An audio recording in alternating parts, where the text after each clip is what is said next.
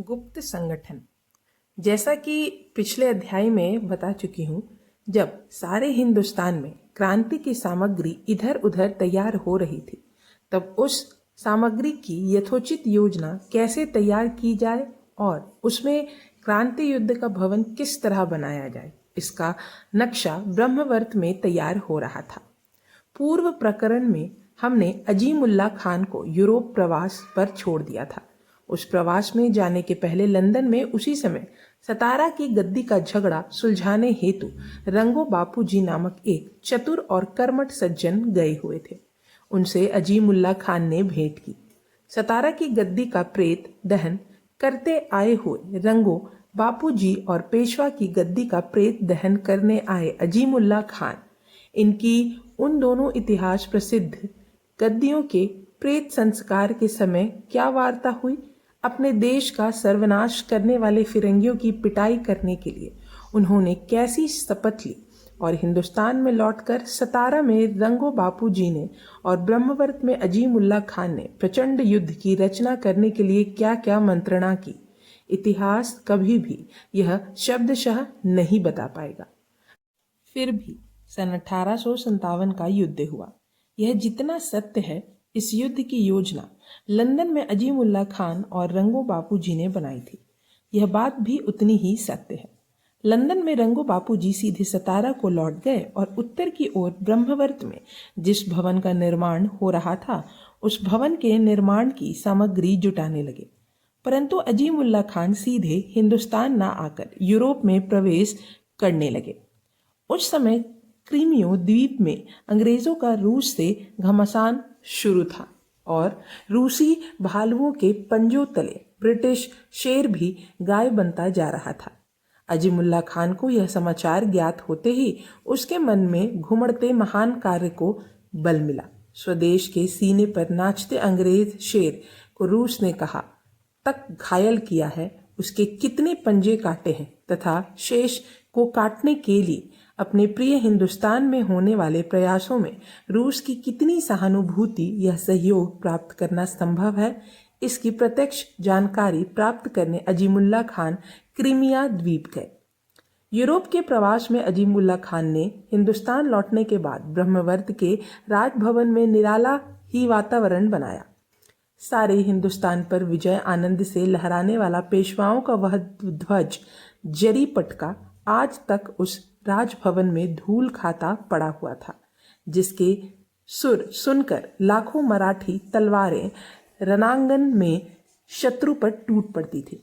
वह दुदुम्भी उस राजभवन में वीर रस को त्याग करुण रस के सुर निकलने लगी थी। वह देशव्यापी राजमुद्रा भी, जिसके मुद्रण पर दिल्ली की घटनाएं अवलंबित थी, अपने स्वयं के वैद्य पर सिक्का मारते पड़ी थी। परंतु अजीमुल्ला खान के यूरोप से लौटते ही ऐसा लगने लगा जैसे उन वस्तुओं को एक विलक्षण चैतन्य प्राप्त हुआ हो। धूल खाती हुई जरी पटके में फिर से चमक मारने लगी और श्रीमंत नाना साहेब उस तेजस्वी चपल और उग्र नेत्रों में असहाय अपमान से उत्पन्न हुए प्रतिशोध से अधिक उग्रता एवं तस्मात् युद्धाय युजस्व की चेतना से अधिक तेजस्विता आने लगी। तस्मात् युद्धाय युजस्व, क्योंकि स्वराज्य की होली हो चुकी है। तस्मात् युद्धाय युजस्व, स्वधर्म को पैरों तले कुचला जा रहा है और स्वतंत्रता का हनन हो रहा है। तस्मात् युद्धाय यजस्व, स्वदेश की स्वतंत्रता आज तक किसी को भी युद्ध के बिना प्राप्त नहीं हुई है। छत्रपति को जिसके लिए ताना की बलि देनी पड़ी थी, वह स्वराज्य का सिंहगढ़ युद्ध के बिना कभी नहीं मिलेगा। धर्म रक्षा के लिए जो स्वराज्य संपादन नहीं करता, वह महाराष्ट्र धर्म का असल मराठा नहीं, और जो महाराष्ट्र धर्म का असल मराठा है, वह स्वराज्य संपादन का जो एकमात्र मार्ग है, उस समर मार्ग में कूदने से कभी भी पीछे हटने वाला नहीं। एक दर्द योद्धा यजस्व, श्री छत्रपति द्वारा प्रारंभ किए गए स्वतंत्रता यज्ञ के होता का कंकण बांधने जो हाथ आगे जाता, वह हमेशा ही धन्य है। ऐसी दैवी चेतना श्रीमंत नाना साहेब के नेत्रों को अधिक उग्रता और अधिक तेजस्विता देने लगी। श्री शिवराय को जो कर्तव्य निभाना पड़ा वही महान कार्य अपने हिस्से में आया है। इसीलिए जय या पराजय जो भी मिले, मुझे तो स्वतंत्रता का नूतन शिवराज या प्रथम पेशवा का मान बढ़ाने वाला अंतिम पेशवा बनना है। उनमें मन ने यह दृढ़ निश्चय किया। अपने देश का स्वराज्य का भविष्य निश्चित करने का विरोचित निर्णय हो जाने के बाद श्रीमंत नाना का एकमात्र लक्ष्य था उस निर्णय को कार्य रूप देना। स्वराज्य प्राप्ति के लिए जो क्रांति युद्ध लड़ना है उसे सफलता मिले, इसके लिए दो बातें अनिवार्य थी। पहली बात, हिंदुस्तान के समस्त लोगों में स्वतंत्रता की जंगी और अनिवार्य इच्छा उत्पन्न होना, और फिर उस इच्छा की सिद्धि के लिए एक ही समय में पूरे देश द्वारा विद्रोह करना। हिंदुस्तान के समस्त लोगों में स्वतंत्रता की जंगी और अनिवार्य इच्छा उत्पन्न होना, और फिर उस इच्छा की सिद्धि के लिए एक ही समय में पूरे देश द्वारा विद्रोह करना। हिंदुस्तान के इतिहास को स्वतंत्रतागामी करना, ये दोनों ही काम विदेशियों को चकमा देकर ही किए जा सकते थे, क्योंकि जिस किसी परतंत्र देश के मन में स्वतंत्रता संग्राम छेड़ने की इच्छा हो, उस देश में उस संग्राम की तैयारी गुप्त रीति से ही करनी पड़ती है। अन्यथा आरंभ में ही अमोघ शक्ति से हमला कर बलवान शत्रु उस प्रयास को चूर चूर कर सकता है। यह ऐतिहासिक सत्य जानकर दोनों महान विभूतियों श्रीमंत नाना साहेब और अजीमुल्ला खान ने सन 1856 में प्रारंभ में स्वतंत्रता के लिए हिंदुस्तान को तन और मन से जागृत करने के लिए युद्ध संगठन बनाया। हिंदुस्तान में जितने राजे रजवाड़े हैं, उन सभी में यदि अंग्रेजों के विरुद्ध उठने की इच्छा उत्पन्न हो गई तो एक क्षण में ही अपना देश अपने हाथ आ जाएगा। यह तथ्य नाना के ध्यान में पहले ही आ गया था। इन हिंदुस्तानी सिर चढ़े राजाओं से आगे पीछे अंग्रेजी राज को धोखा होगा, यह जानकर ही अंग्रेजी सरकार एक के बाद दूसरी रियासत छीनती चली जा रही है। यह वास्तविक स्थिति सारे राजे रजवाड़ों के आगे रख उनके मन को स्वतंत्रतागामी करने के लिए नाना ने हर दरबार में अपना दूत भेजना प्रारंभ किया। कोल्हापुर दक्षिण की सारी पटवर्धनी रियासतों, अवध के जमींदारों और दिल्ली से मैसूर तक की सारी राजधानियों में नाना के दूत और उनके पत्र सारे हिंदुस्तान को स्वतंत्रता युद्ध के लिए उगे हुए की चेतना देते हुए घूम रहे थे। अंग्रेजी सत्ता के नीचे स्वराज्य और स्वधर्म की कैसी छिछालेदार होती जा रही है, यह रियासतों आज भी जीवित है।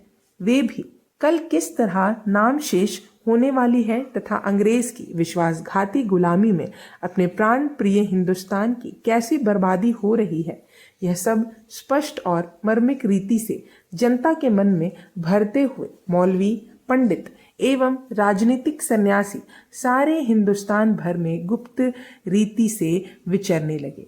दासता और गुलामी के प्रति गुस्सा उत्पन्न करते हुए यह दास से नाम शेष करना कितना सुलभ है। हिंदुस्तान के हृदय में हिंदुस्तान की तलवार ही कैसे धसाई जा रही है। हिंदुस्तानी लोग स्वदेश के लिए मर मिटने के लिए तैयार हो जाएं तो एक क्षण में उन्हें अपना देश फिरंगियों के चंगुल से मुक्त करना कितना सरल है। यह सब राजा से रंक तक हर भारतीय हृदय को वे राजनीतिक सन्यासी भी प्रकार समझाकर कहते थे। हम सब देश बंधु एक ही जाएंगे तो मुट्ठी भर गोरों को धूल चटाकर स्वदेश को क्षण भर में स्वतंत्र कर सकते हैं। यह आत्मविश्वास हर सिपाही और हर नागरिक के मन में इन राजनीतिक सन्यासियों ने किस तरह उत्पन्न किया था, यह उस समय के देशभक्तों के उदागार में पग पग पर दिखता है। काली नदी की लड़ाई में हारे हुए अंग्रेजों ने प्रश्न किया कि हमारे विरुद्ध उठने की तुम्हारी हिम्मत कैसे हुई। इस अक्खड़ प्रश्न के उत्तर में सिपाहियों ने कहा, हिंदुस्तानी सिपाही एक हो गया तो गोरा चटनी के लिए भी नहीं मिलेगा। अंग्रेज सरकार ने सन 1857 के आरंभ में ही सिपाहियों की चिट्ठियां खोलनी शुरू कर दी थी। उन पत्रों में से एक पत्र हिंदुस्तान के लोगों की शक्ति के संबंध में कहता था, विदेशियों को हम ही सिर चढ़ाए हुए हैं। यदि हम उठें तो फिरंगियों के मुट्ठी भर लोगों को तलवार के एक झटके में गारद कर सकते हैं। कलकत्ते से पेशावर तक मैदान साफ है। श्रीमंत नाना साहिब के स्वयं के हस्ताक्षर के पत्रों ने और ब्रह्मवर्त से भेजे गए सन्यासियों ने ऐसे उदात्त आत्मनिष्ठा के बीज भारतीय मन में बो दिए। परंतु आज उपलब्ध जानकारी से ऐसा दिखता है कि अवध का राज्य अधिकृत होने तक इन बीजों में जोरदार अंकुर नहीं फूटे थे।